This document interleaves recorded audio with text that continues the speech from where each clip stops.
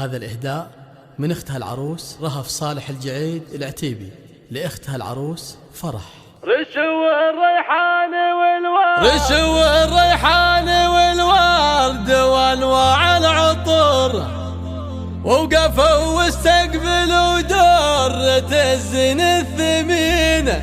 وارحبي يا فرح طلي على كل الحضور، لا حضرتي الغلا يوقفون الحاضرين، لا حضرتي الغلا يوقفون الحاضرين. رشوا الريحان والورد وانواع العطور، ووقفوا واستقبلوا درة الزين الثمين. ارحبي يا فرح طلي على كل الحضور، لا حضرتي الغلا يوقفون الحاضرين. فرح ويا اجمل عروسه ويا بدر البدور، افرحي في ليلة العمر جعلك تسعدين.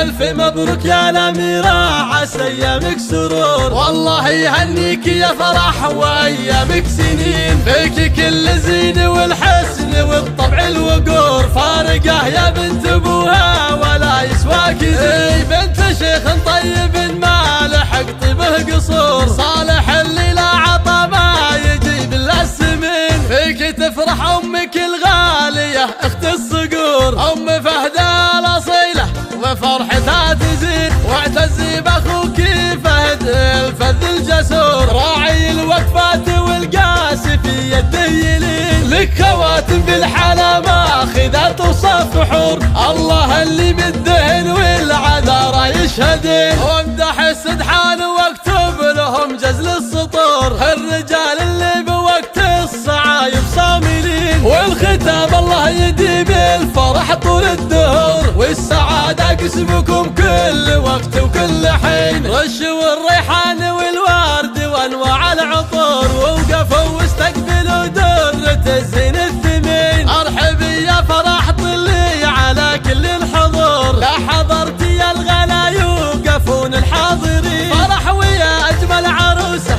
ويا بدر البدور، افرحي في ليلة العمر جعلك تسعدين. الف مبروك يا الاميرة عسى ايامك سرور، والله يهنيك يا فرح وايامك سنين. فيك كل زين والحسن والطبع الوقور، فارقه يا بنت ابوها ولا يسواك زين. بنت شيخ طيب ما لحق طيبه قصور، صالح اللي لا عطى ما يجيب الا السمين. فيك تفرح امك الغاليه اخت الصقور، ام فهده الاصيله وفرحتها تزيد. واعتزي باخوك فهد الفذ الجسور، راعي الوقفات والقاسي في يده يلين. لك خواتم بالحلا ماخذات وصفحور، الله اللي بالدهن والعذارى يشهدين. وامدح السدحان واكتب لهم جزل السطور، الرجال اللي بوقت الصعايب صاملين. والختام الله يديم الفرح طول الدهور، والسعادة قسمكم كل وقت وكل حين. والسعادة قسمكم كل وقت وكل حين.